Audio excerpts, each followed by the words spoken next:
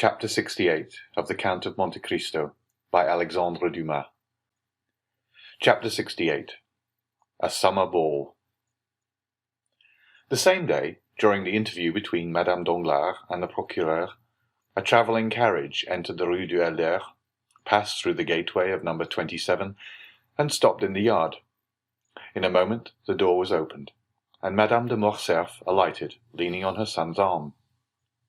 Albert soon left her, ordered his horses, and having arranged his toilet, drove to the Champs-Élysées to the house of Monte Cristo. The Count received him with his habitual smile. It was a strange thing that no one ever appeared to advance a step in that man's favour. Those who would, as it were, force a passage to his heart, found an impassable barrier. Morcerf, who ran towards him with open arms, was chilled as he drew near, in spite of the friendly smile, and simply held out his hand.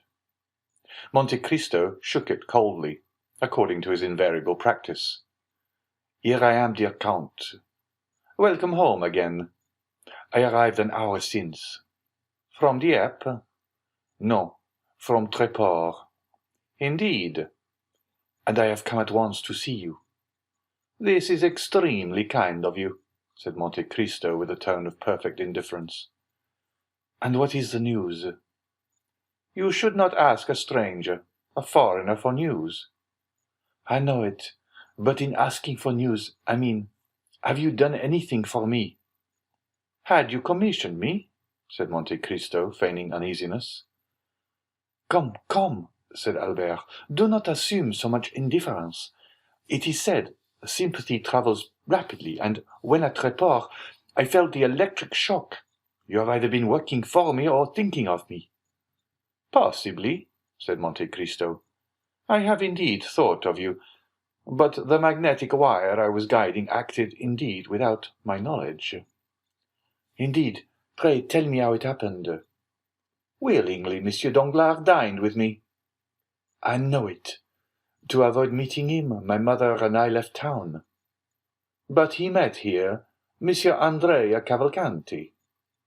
"Your Italian prince?" "Not so fast. Monsieur Andrea only calls himself Count." "Calls himself, do you say?" "Yes, calls himself." "Is he not a count?" "What can I know of him? He calls himself so. I, of course, give him the same title, and everyone else does likewise." "What a strange man you are! What next? You say Monsieur Danglars dined here?" "Yes, with Count Cavalcanti. The Marquis, his father, Madame Danglars, Monsieur and Madame de Villefort. Charming people. Monsieur Debray, Maximilien Morel, and Monsieur de Château-Renaud." "Did they speak of me?" "Not a word." "So much the worse." "Why so? I thought you wished them to forget you." "If they do not speak of me, I am sure they thought about me, and I am in despair." "How will that affect you, since Mademoiselle Danglars was not among the number here who thought of you? Truly, she might have thought of you at home." "I have no fear of that. Or if she did, it was only in the same way in which I think of her." "Touching sympathy! So you hate each other," said the Count. "Listen," said Morcerf. "If Mademoiselle Danglars were disposed to take pity on my supposed martyrdom on her account, and would dispense with all matrimonial formalities between our two families, I am ready to agree to the arrangement. In a word, Mademoiselle Danglars would make a charming mistress. But a wife? Diable!" "And this," said Monte Cristo, "is your opinion of your intended spouse?" "Yes. It is rather unkind, I acknowledge, but it is true. But as this dream cannot be realized, since Mademoiselle Danglars must become my lawful wife, live perpetually with me, sing to me, compose verses and music within 10 paces of me, and that for my whole life, it frightens me. One may forsake a mistress, but a wife, good heavens, there she must always be, and to marry Mademoiselle Danglars would be awful." You are difficult to please, Viscount. Yes, for I often wish for what is impossible. What is that? To find such a wife as my father found. Monte Cristo turned pale and looked at Albert while playing with some magnificent pistols. Your father was fortunate, then, said he. You know my opinion of my mother, Count. Look at her, still beautiful, witty, more charming than ever. For any other son to have stayed with his mother for 4 days at Tréport, it would have been a condescension or a martyrdom, while I return more contented, more peaceful, shall I say more poetic, than if I had taken Queen Mab or Titania as my companion. That is an overwhelming demonstration, and you would make everyone vow to live a single life. Such are my reasons for not liking to marry Mademoiselle Danglars. Have you ever noticed how much a thing is heightened in value when we obtain possession of it? The diamond which glittered in the window at Mars or Fossin's shines with much more splendor when it is our own. But if we are compelled to acknowledge the superiority of another, and still must retain the one that is inferior, do you not know what we have to endure? Worldling, murmured the Count. Thus I shall rejoice when Mademoiselle Eugénie perceives I am but a pitiful atom, with scarcely as many 100,000 francs as she has millions. Monte Cristo smiled. One plan occurred to me, continued Albert. France likes all that is eccentric. I tried to make him fall in love with Mademoiselle Danglars, but in spite of 4 letters written in the most alluring style, he invariably answered, My eccentricity may be great, but it will not make me break my promise. That is what I call a devoted friendship, to recommend to another one whom you would not marry yourself. Albert smiled. Apropos, continued he, France is coming soon, but it will not interest you. You dislike him, I think. I? Said Monte Cristo. My dear Viscount, how have you discovered that I did not like Monsieur France? I like everyone. And you include me in the expression everyone? Many thanks. Let us not mistake, said Monte Cristo. I love everyone as God commands us to love our neighbour as Christians. But I thoroughly hate but a few. Let us return to Monsieur France d'Épinay. Did you say he was coming? Yes, summoned by Monsieur de Villefort, who is apparently as anxious to get Mademoiselle Valentine married as Monsieur Danglars is to see Mademoiselle Eugénie settled. It must be a very irksome office to be the father of a grown-up daughter. It seems to make one feverish, and to raise one's pulse to 90 beats a minute until the deed is done. But Monsieur d'Épinay, unlike you, bears his misfortune patiently. Still more, he talks seriously about the matter, puts on a white tie, and speaks of his family. He entertains a very high opinion of Monsieur and Madame de Villefort. Which they deserve, do they not? I believe they do. Monsieur de Villefort has always passed for a severe but a just man. There is then one, said Monte Cristo, whom you do not condemn like poor Danglars. Because I am not compelled to marry his daughter, perhaps, replied Albert, laughing. Indeed, my dear sir, said Monte Cristo, you are revoltingly foppish. I, foppish? How do you mean? Yes, pray take a cigar, and cease to defend yourself and to struggle to escape marrying Mademoiselle Danglars. Let things take their course. Perhaps you may not have to retract. Pah, said Albert, staring. Doubtless, my dear Viscount, you will not be taken by force. And seriously, do you wish to break off your engagement? I would give 100,000 francs to be able to do so. Then make yourself quite easy. Monsieur Danglars would give double that sum to attain the same end. Am I indeed so happy?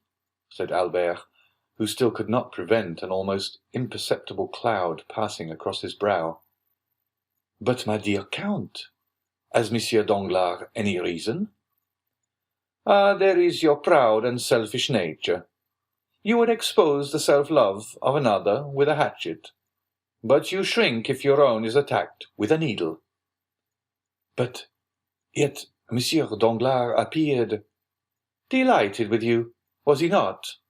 Well, he is a man of bad taste, and is still more enchanted with another, I know not whom. Look and judge for yourself." "Thank you, I understand. But my mother— no, not my mother. A mistake. My father intends giving a ball." "A ball at this season?" "Summer balls are fashionable." "If they were not, the Countess has only to wish it, and they would become so." "You are right. You know they are select affairs. Those who remain in Paris in July must be true Parisians. Will you take charge of our invitation to Messieurs Cavalcanti?" "When will it take place?" "On Saturday." "Monsieur Cavalcanti's father will be gone." "But the son will be here. Will you invite young Monsieur Cavalcanti?" "I do not know him, Viscount." "You do not know him?" "No, I never saw him until a few days since, and am not responsible for him." "But you receive him at your house." "That is another thing. He was recommended to me by a good abbé, who may be deceived. Give him a direct invitation, but do not ask me to present him. If he were afterwards to marry Mademoiselle Danglars, you would accuse me of intrigue, and would be challenging me. Besides, I may not be there myself." "Where?" "At your ball." "Why should you not be there?" "Because you have not yet invited me." "But I come expressly for that purpose." "You are very kind, but I may be prevented." "If I tell you one thing, you will be so amiable as to set aside all impediments." "Tell me what it is." "My mother begs you to come." "The Comtesse de Morcerf?" said Monte Cristo, starting. "Ah, Count," said Albert, "I assure you, Madame de Morcerf speaks freely to me, and if you have not felt those sympathetic fibres of which I spoke just now thrill within you, you must be entirely devoid of them, for during the last 4 days we have spoken of no one else." "You have talked of me?" "Yes, that is the penalty of being a living puzzle." "Then I am also a puzzle to your mother. I should have thought her too reasonable to be led by imagination." "A problem, my dear Count, for every one, for my mother as well as others, much studied, but not solved. You still remain an enigma. Do not fear. My mother is only astonished that you remain so long unsolved. I believe, while the Countess G. takes you for Lord Ruthven, my mother imagines you to be Cagliostro, or the Count Saint-Germain. The first opportunity you have, confirm her in her opinion. It will be easy for you, as you have the philosophy of the one and the wit of the other." "I thank you for the warning," said the Count. "I shall endeavour to be prepared for all suppositions." "You will then come on Saturday?" "Yes, since Madame de Morcerf invites me." "You are very kind." "Will Monsieur Danglars be there?" "He has already been invited by my father. We shall try to persuade the great D'Aguesseau, Monsieur de Villefort, to come, but have not much hope of seeing him." "Never despair of anything," says the proverb. "Do you dance, Count?" "I dance?" "Yes, you. It would not be astonishing." "That is very well before one is over 40. No, I do not dance, but I like to see others do so. Does Madame de Morcerf dance?" "Never. You can talk to her. She so delights in your conversation." "Indeed?" "Yes, truly, and I assure you, you are the only man of whom I have heard her speak with interest." Albert rose and took his hat. The Count conducted him to the door. "I have one thing to reproach myself with," said he, stopping Albert on the steps. "What is it?" "I have spoken to you indiscreetly about Danglars." "On the contrary, speak to me always in the same strain about him." "I am glad to be reassured on that point. Apropos, when do you expect Monsieur d'Épinay?" 5 or 6 days hence, at the latest." "And when is he to be married?" "Immediately on the arrival of Monsieur and Madame de Saint-Méran." "Bring him to see me. Although you say I do not like him, I assure you I shall be happy to see him." "I will obey your orders, my lord." "Good-bye." "Until Saturday, when I may expect you, may I not?" "Yes, I promised you." The Count watched Albert, waving his hand to him. When he had mounted his phaeton, Monte Cristo turned, and seeing Bertuccio, "What news?" said he. "She went to the Palais," replied the steward. "Did she stay long there?" "An hour and a half." "Did she return home?" "Directly." "Well, my dear Bertuccio," said the Count, "I now advise you to go in quest of the little estate I spoke to you of in Normandy." Bertuccio bowed, and as his wishes were in perfect harmony with the order he had received, he started the same evening. End of chapter 68.